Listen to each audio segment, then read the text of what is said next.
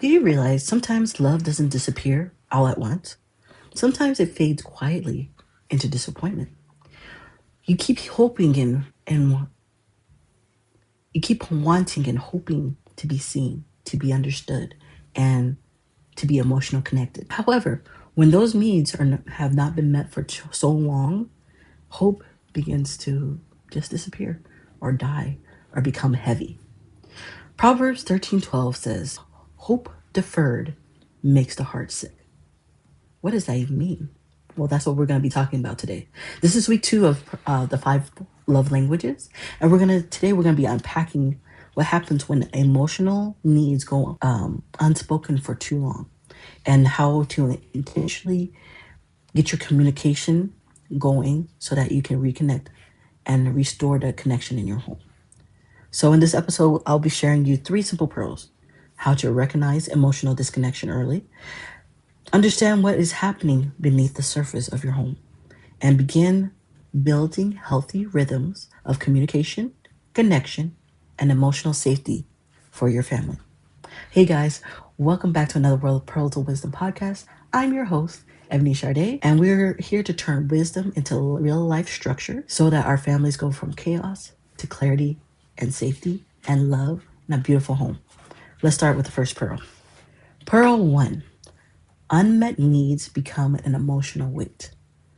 What does that mean? That means when you go unseen for too long, eventually your heart, your feelings become heavy, become disappointed. Many families experience this, especially husband and wife, over time, where it's very quiet. It's not like major fights or a major issue. It's small disappointments, unbroken promises, saying that you're going to do something and then you don't follow through, or you're just not. You're so busy, you're just not there for that person. And it happens over and over again. Eventually, people will stop expressing what they need because it's easier to just be silent.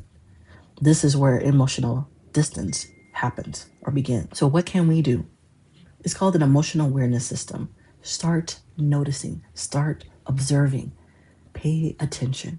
What keeps disappointing you, or is that, or your spouse or your kids? What have you noticed that when they're being around you? What is being missed or getting missed constantly, and what is hurting quietly?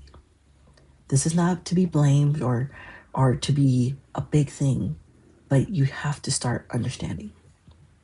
So today, what can you do? Ask yourself this: what need have I stopped expressing? That question matters more than you think, especially with the day and age where everybody's so busy. It's so easy to for spouses and families to be emotional disconnected with each other if they're not there for each other. So, what can we do? Staying consistent by checking in with yourself and your family honestly before frustration turns into resentment. So, what does that mean? That means that, say, for example, I'll use myself. Like I said, I'm a person who loves quality time. When my husband and I were in the military, that was one thing that we made apparent to everyone. We are husband and wife. We were going to spend time together. We were working opposite shifts. My husband would work like kind of nights and I would work days. So we would make sure that either we were there, my husband would be there to in the mornings to make me breakfast and to see me off to work. He'll drive me to work. And in the evenings, I would drop my husband off to work and I'll make sure he has dinner. That's why like those little things like that. But sometimes when life is happening over and over again, those little things can get dropped, and those are missed opportunities to see how the person is doing, see how your spouse is, or just talk to them what's going on at work. All right, let's go on to the next pearl. Hope deferred changes the atmosphere. Unspoken disappointment eventually affects the atmosphere of the home. When you keep telling your kids, hey, mommy is going to take you to the library once a month, and you don't do it, it's like, oh, I forgot. Oh, we'll do it next time. And you keep pushing it off, it's gonna pretty soon your kids are not even gonna expect anything from you because they're like, you're not gonna keep your promise anyway. That's that unspoken disappointment. How this shows up is when patience gets shorter, communication gets colder, kids gets more snarky or sarcastic, and people feel emotional tired. Not because love disappeared, is because hope is slowly being worn down. That whatever it is that made you that special person in life is slowly disappearing. Let's talk about it in scripture. Proverbs 13:12. Hope deferred makes the heart sick. This verse hits differently when you think about relationships because deferred hope doesn't always look dramatic. It looks emotionally withdrawn, the silent treatment, the distance, the exhaustion, always feeling like you're putting in the work and the other person is not.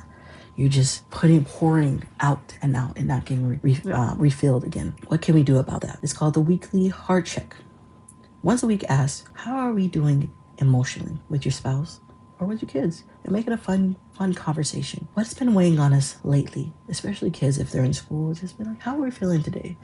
Was it like for my kids, I put colors for emotions. Was it like a red angry day or a blue sad day, or is it like yellow happy peaceful, so that they can describe what they're feeling. But now they're homeschooled, so we have to do a little bit different. And then what is one thing that will help us feel more connected? Honestly, just spending time with each other, actually being present and talking. You know, it might take you a little bit for your kids to start talking to you, but once they see you showing up over and over again, that dam that was there before will slowly crack. And then sometimes you can't get them to stop talking, but it's good because then you can find out what is going on in their mind.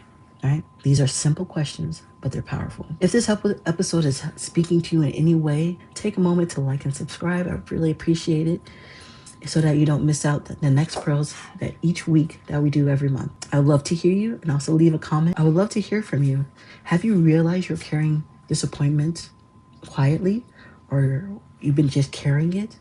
You can share that below. We can have a conversation about it if you're comfortable. What can we do today? Start today. Instead of saying, nothing's wrong, I can deal it with myself, say, I think I've been carrying something, and I would like to have a conversation about it.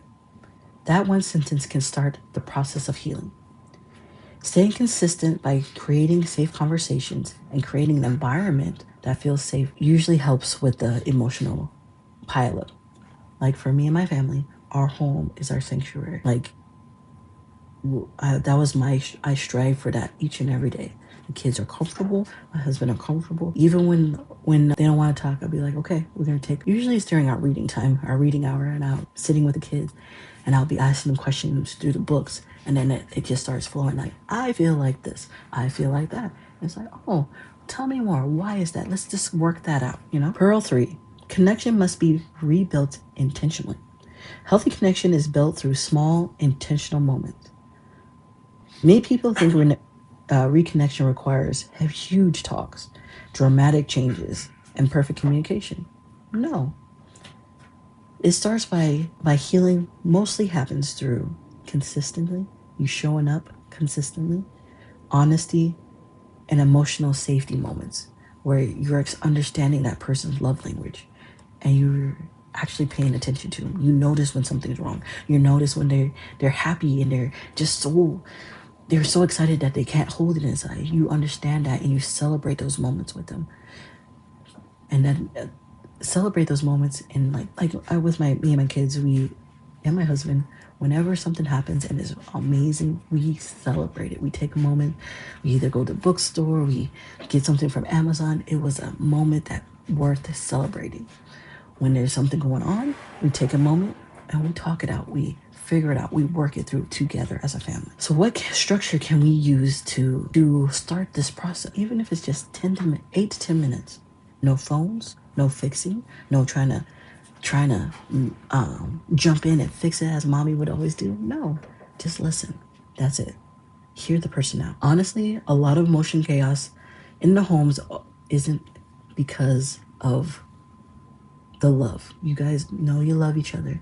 It's just sometimes families do not have a communication system. There's no check-ins.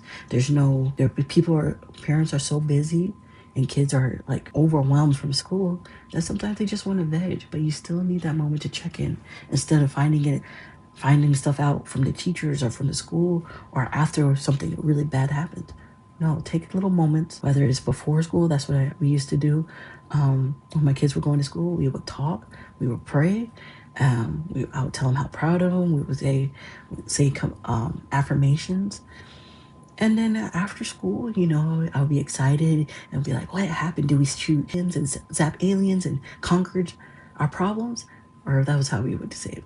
And then the kids would start just because they just were comfortable. Sometimes they wait till a little bit later before bed to really let everything out, but they had time to process it. They feel safe to do it, right? You see, once you start building that space just to process and have honesty, this will bring you will see that this will be a constant thing where the kids are like, hey, or your husband's like, hey, we gotta do our check-in, how are you doing, and stuff like that. Staying consistent makes emotional connection a part of your family rhythm. It's not something that you address during a conflict. No, you set it up early when there's no conflict, so when you're going through stuff, it is much easier to work through the conflict.